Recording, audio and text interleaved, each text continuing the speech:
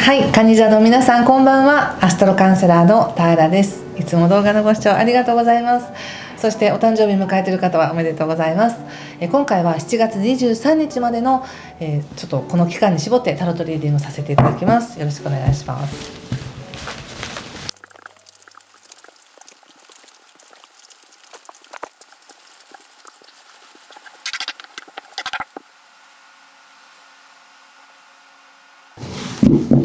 はい、じゃあ一緒に見てみましょう。お願いします。ワンドのページ逆、ワンドの3、ワンド10、ソードクイーン逆、ワールド逆、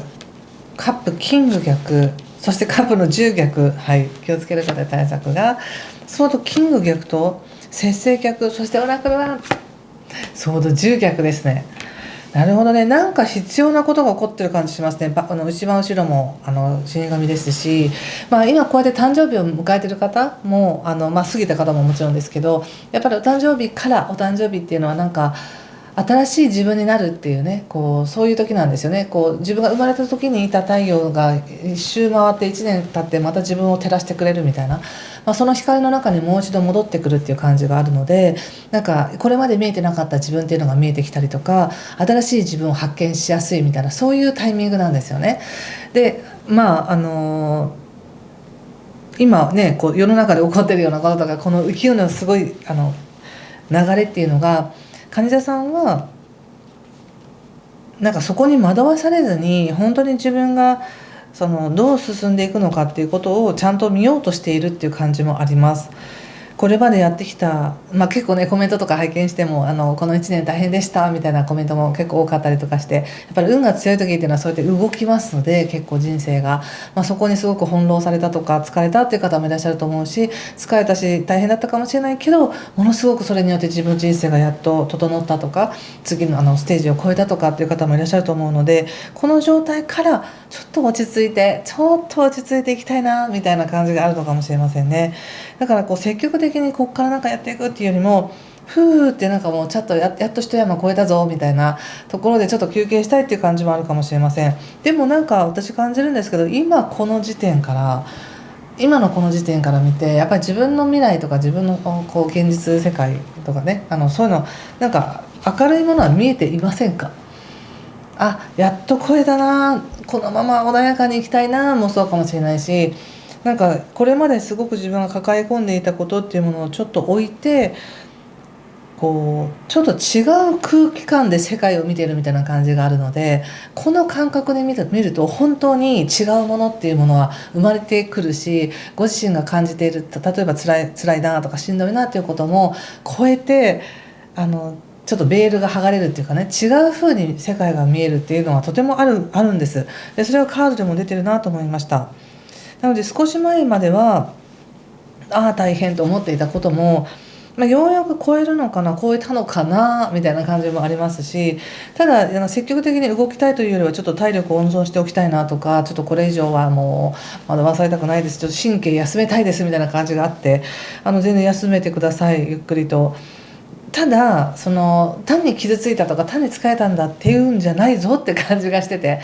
そのことによって何かが肥やされていて、やっぱり超えたと思うんですよ。何かを超えた自分っていうのは今までと違う目線で世の中を見れるってことなので、現実をその目線で見たらすごく豊かなものがある。でもまだなんかちょっと全部逆位置なんですよね、カードで見ると。ということはまだこの薄いベールがちょっと取り除かれていないというか、まだ疲れたぞという疲れの中で現実を見てるかもしれないなと思ったんです。でも夜は明けますよって言われてるんですよね。これ怖いんですけど、当たって砕けたら夜が明けたみたいな、そういう感じなんですよ。もう自分はもういっぱいいっぱいもう嫌だって思ってても、ちゃんと夜が明けますよって感じがあって、なのでちょっぴりね意識して超えてきた自分が見てる今この現実ってどう見えるかなっていうふうに見てみると、これ全部聖地に戻ると思います。世界っていうのはまさにこれが現実、これが私の生きる世界だって思ったり、または今の現実が違うんだったらちょっと違うものを本当に違う世界っていうか自分の望む世界を作っていこうってなるかもしれないし、なんだかすごい本当に世界観とか夢というかね、なんかそういうのがすごく今現れてきてる感じもしますね。うん、そしてなんかヒントとなるのがやっぱり人なんですよね。誰と関わってるのかなとか、これは直接の人じゃなかったとしても、なんか自分が読んだ本ですごく感銘を受けたとか、こう動画でもそうですね、その動画を見てすごく気づいたとか、そういうのでもいいので、誰か何か、メンターのようなすごく自分をサポートしてくれる人っていうのがいる、きっかけとなってくれる人がいるのかなって感じがしますし、その後もやっぱカップの10ということで、やっぱカップの10とかワールドが出るってやっぱすごく自分の中でなんか本当にこれが私の望んでいた幸せだみたいな、そういう感覚や世界観っていうのがあるんですよね。こっから見えてくるんですよね、より一層。だけどまだちょっと確信っていうのはないかもしれないなと思いました。そして気をつけることは対策として言われているのはやっぱりこの節制と、あとソードのキングで、私から見るとまだ逆なんですね、これは。なのでこう理想とする世界にまるで手がかかっていない、恥がかかっていないかのように見えるかもしれないけど、実はもうその権利は自分にあったみたいな、そんな感じですね。わあ、なんかいいじゃないですかこれって。なんかもう自分の望む世界なんか全然ないし、もう、全然ダメだと思ってたかもしれないけど、ちょっと待ってって、ここまでやってきた自分ってすごくないみたいな風に思えて、今の自分超えた自分から現実を見た時に、待って十分じゃないとか、何かが変わる、世界観が変わるって感じだから、自分のことあんまり厳しくしすぎないでねっていう感じもしましたね。なんかちょっとベールが一枚向けていくみたいな感じがありますよ。なので人ってそういうもんだと思うんです。どれだけ宇宙の恩恵があっても、今光が自分に注がれてるよって言われても、どこがみたいな気持ちになったりとか、逆に見たくないとこいっぱい出てきてるんですけどみたいな人もいらっしゃるかもしれないけど、それも全てやっぱり恩恵だなと思いますし、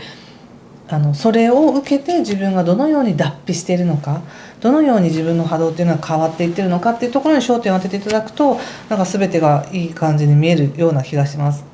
ちょっとこれを踏まえた上でお仕事見てみますね。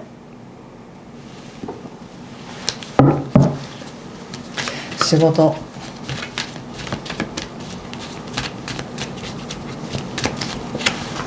スター、ワンド、また出ましたね、ワンド10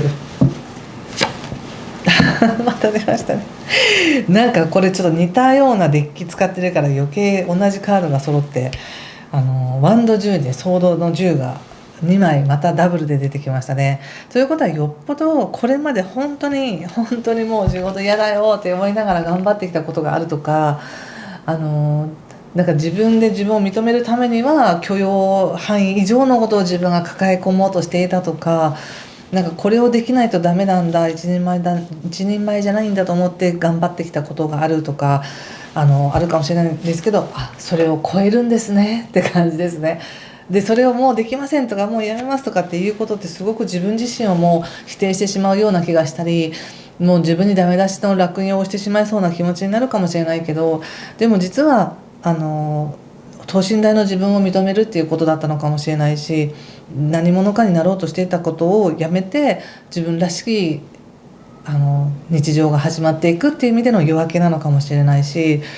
なんかとにかくお仕事に関してはとにかく無理をするのをやめる。そして自分が本当になんか理想だと思っていた働き方の方に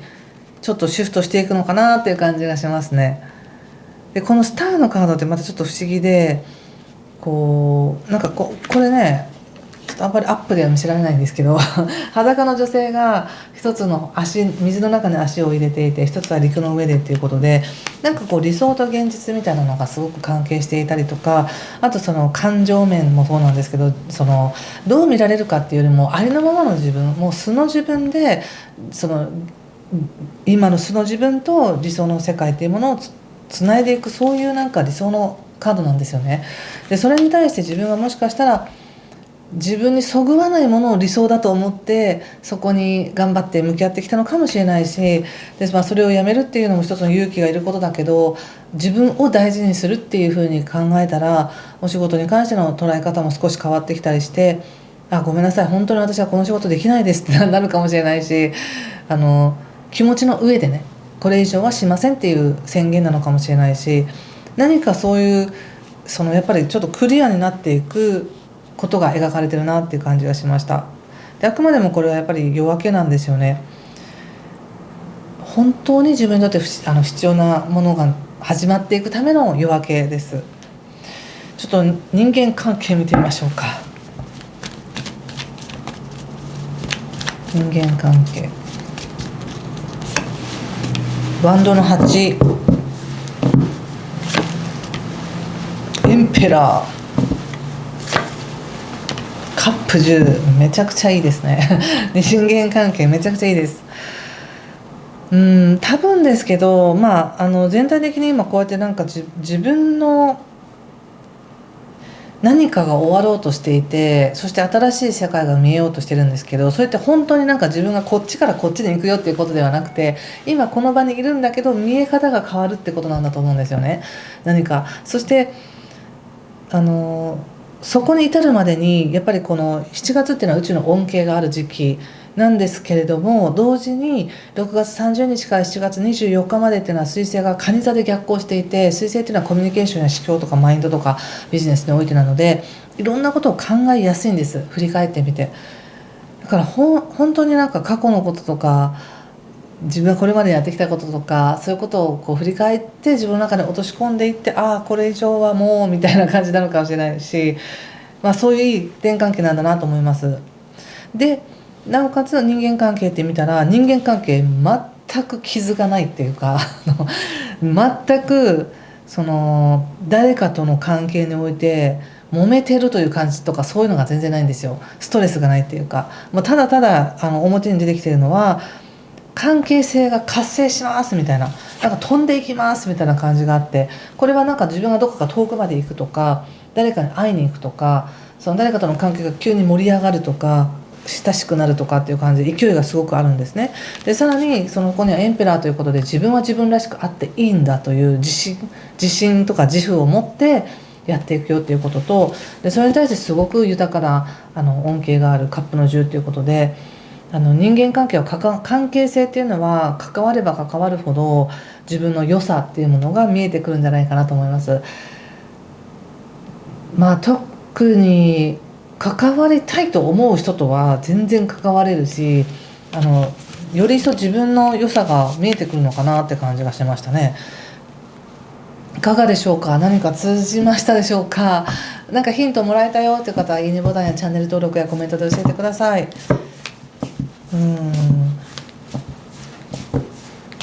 人間関係においては本当に